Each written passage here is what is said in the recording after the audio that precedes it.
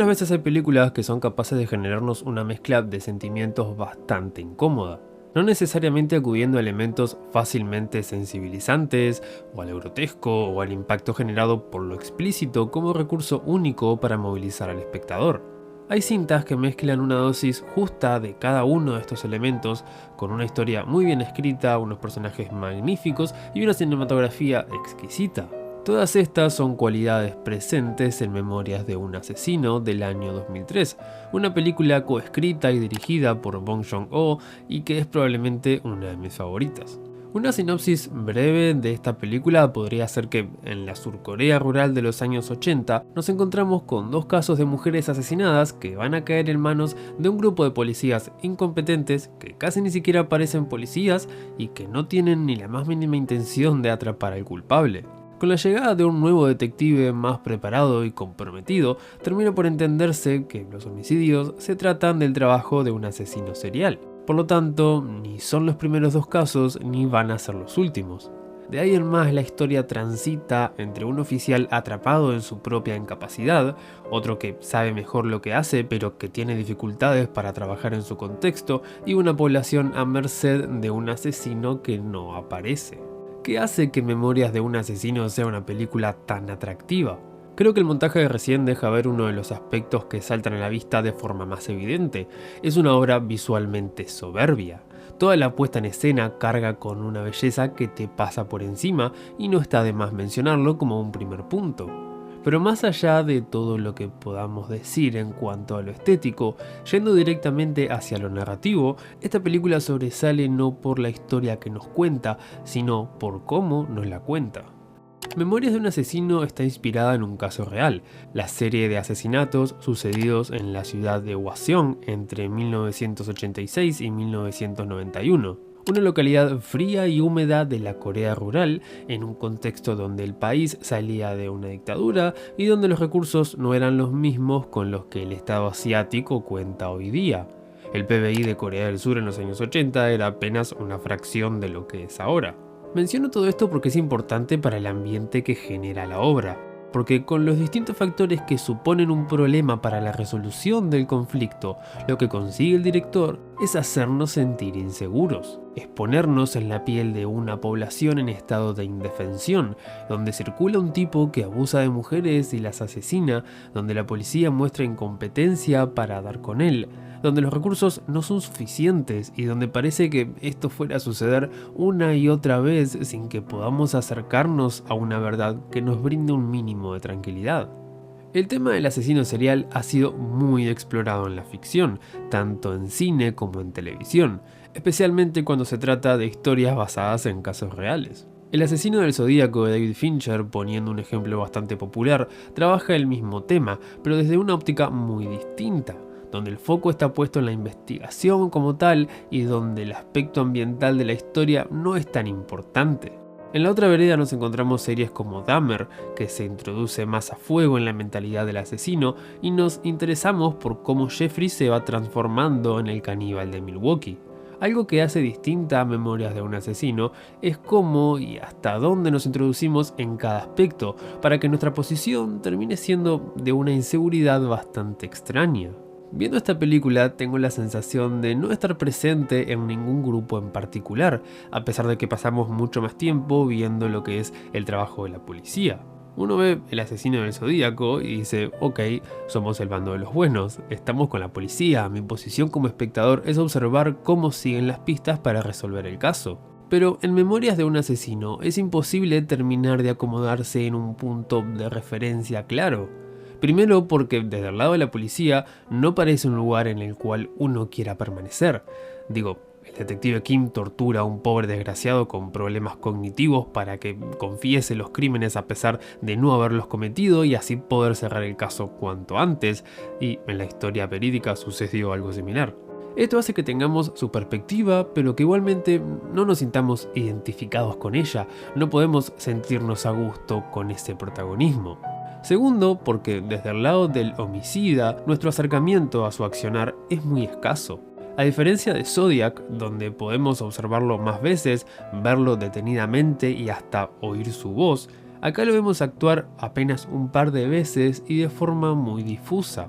Nuestro contacto con él es principalmente a través del encuentro casi traumático que tenemos con sus víctimas por cómo nos las presentan, y a través de conocer su modus operandi, saber qué es lo que hace cuando lo hace y cuán violento es todo eso.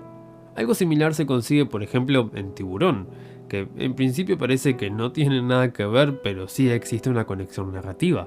El pavor que nos genera el tiburón, lo temible que se vuelve, tiene que ver con que durante la mayor parte de la película no vemos al tiburón. Nuestro contacto con él es principalmente a través del encuentro casi traumático que tenemos con sus víctimas por cómo nos las presentan, y a través de conocer su modus operandi, saber qué es lo que hace cuando lo hace y cuán violento es todo eso. A veces mostrar las cosas no es la mejor manera de generar un efecto a partir de ellas. Por el contrario, el efecto se potencia cuando vemos apenas lo suficiente para dejar que nuestra imaginación haga el trabajo sucio. Y a mí me toca hacer el trabajo sucio pidiéndote que te suscribas, que le des me gusta al video y todas esas cosas que ustedes ya saben. Qué rico el café, por Dios. En la vida real, el caso de los asesinatos de Hwaseong fue particularmente traumático. A día de hoy el hecho no ha perdido su estatus como uno de los sucesos más infames de la historia de Corea, ya no solo por cómo se dieron aquellas muertes en sí, sino por cómo todo ello repercutió en la población. Era una ciudad pequeña, durante una época de por sí compleja, en un país que por primera vez en su historia se enfrentaba a la figura de un asesino en serie, donde la capital tuvo que tomar medidas y donde la sensación de inseguridad era constante. Eso es algo que la película nos transmite muy bien. Yo me siento así cuando la veo. Siento ese desamparo, ese peligro, ese clima y la sensación de que el mundo es un lugar donde pasan cosas muy oscuras y donde la protección y la seguridad de la ley es violada constantemente con suma facilidad. A todo ello se le suma la falta de respuestas, el hecho de que parece que casi tenemos al culpable, pero que al final no.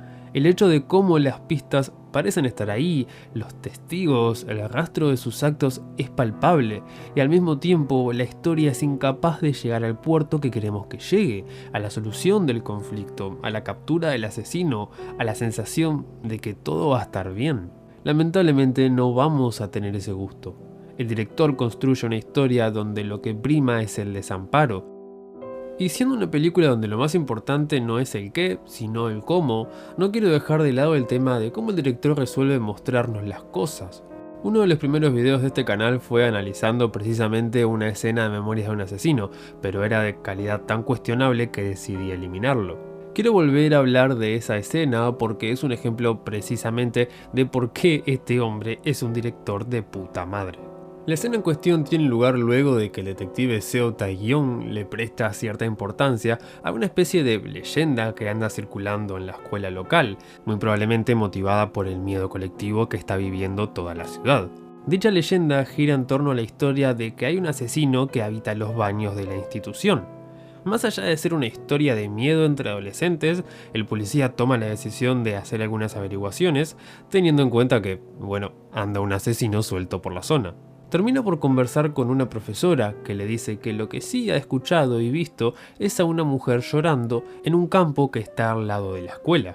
Es en este contexto que el detective va a la casa de esta mujer para hablar con ella, y es cuando tiene lugar la secuencia que quiero analizar con ustedes. Claramente por temas de derechos de autor no puedo mostrar la escena del tirón, pero vamos a ir analizándola plano a plano.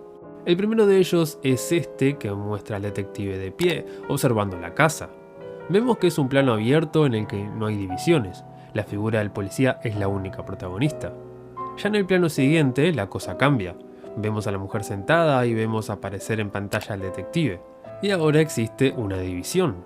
Este árbol traza una línea que cumple la función de dividirnos el plano en dos partes, uno más pequeño ocupado por el hombre y uno más grande ocupado por la mujer, que todavía no se ha percatado de la presencia del detective. En el siguiente observamos lo mismo, pero el espacio de pantalla ocupado por el hombre se incrementa y el de la mujer se reduce. En el plano siguiente la vemos solamente a ella, por lo que no hay un plano dividido. Sin embargo, si comparamos el plano donde vemos únicamente al detective con el que muestra únicamente a la mujer, vamos a notar una enorme diferencia. El de él es muchísimo más abierto, mientras que el de ella es más cerrado. En el plano siguiente vuelven a estar ambos en pantalla y vuelve a dividirse el espacio. En este caso la línea es trazada por la puerta y es él quien ocupa la mayor parte de la imagen. El patrón es claro y evidente. Cuanto más se acerca a él, menos espacio tiene ella. La mujer de pronto se mete apresuradamente a su casa y acá la vemos en el momento que más ilustra esta situación. Su espacio en el plano es apenas un pequeño agujero del tamaño de su ojo. Cuando ella le dice que se vaya porque alguien podría verlo y él le responde que no hay nadie cerca, vemos esta imagen donde Seo Tae-young mira hacia la cuerda y ve la ropa tendida. Un conjunto de prendas femeninas que le indican algo a él y que nos indican algo a nosotros. Acá pasamos finalmente un plano en el que la mujer que lloraba es ahora visitada por una mujer policía, con la cual sí comparte un espacio muy cercano dentro del plano, alguien con quien se siente más segura. A continuación nos enteramos de que aquella persona había sido víctima de violación, y que el método a través del cual su abusador la redujo y violentó había sido el mismo que empleaba el asesino que la policía estaba buscando. Ella es una sobreviviente del asesino en serie. Lo que me gusta tanto de esta escena es cómo se nos indica el estado psicológico de la mujer sin decirnos nada a través del texto. A medida que el detective se acerca, ella se ve más y más acorralada. Solo cuando la vemos en confianza con otra mujer, entendemos que atraviesa una situación de miedo en presencia de la figura del varón, como consecuencia del acto de violencia tan traumático al que fue sometida. Mientras se lleva adelante la grabación de su testimonio, el director nos muestra un plano donde vemos al policía esperando lejos de la casa, sin la posibilidad de escuchar nada de lo que se está diciendo, dejándolas a ellas en absoluta intimidad. Acá se está contando a través de lo que vemos, de cómo se componen los planos, y este es precisamente el principal argumento del lenguaje audiovisual. La forma que tiene de mostrarse a sí mismo como un medio capaz de contarnos una historia de formas que ningún otro lenguaje puede. Cada forma del arte tiene su manera de transmitirnos cosas que otros lenguajes no pueden decirnos por la misma vía, y así es como lo hace el cine. Esto es un ejemplo de cómo el director aprovecha las posibilidades del medio que está utilizando. Su manera de componer los cuadros es excelente. En los interrogatorios, por ejemplo, siempre ilustra a los sospechosos en planos cerrados y a los policías en planos más abiertos y con mayor profundidad de campo. O al sospechoso en un rincón del cuadro y a los detectives ocupando todo el espacio sobrante. Son pequeños detalles que pueden pasarse por alto en el momento, pero que, aunque no nos detengamos de forma consciente en ellos, igualmente están operando para que nuestra experiencia con la película sea algo más que la simple escucha de un guión contado en voz alta. Estos detalles son los que diferencian a una película de un podcast. Este video podría seguir y seguir, pero suceden dos cosas. La primera es que últimamente tengo poco tiempo y si quiero subir más de un video por mes, tengo que empezar a meter contenido que dure menos de 15 minutos, y otra vez fallé. La segunda es que con este mismo fin decidí no hacer un video general sobre Memorias de un asesino, sino tomar un aspecto, en este caso sobre cómo está contada la historia, y de seguir indagando voy a salirme de ese parámetro, cosa que en este caso no quiero hacer.